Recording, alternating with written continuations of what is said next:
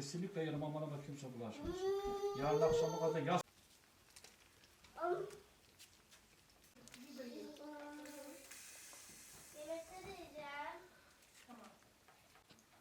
Yusuf.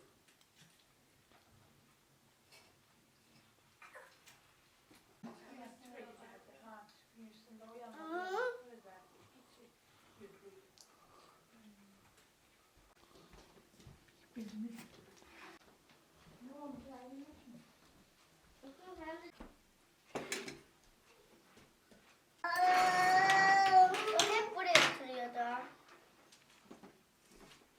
Anne gitseniz bile. Kızarmış. Aa, güzel kokuyor. Bu da onlar. Bu çok güzel.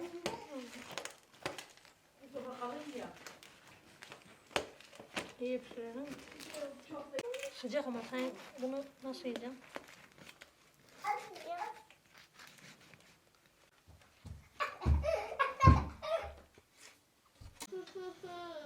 Ne olmuştu?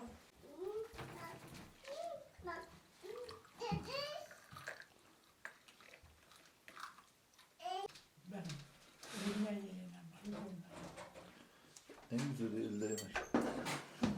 Yağmur ya bunlar burada ne? Yağmur ne yapıyorsun? Yağmur.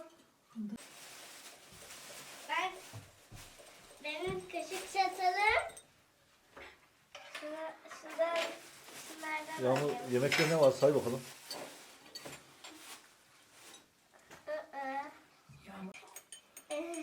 Evet. Et, biber, domates, soğan, ekmek. Oyana gideceğiz. Çırpı. Çırpı. Çırpı.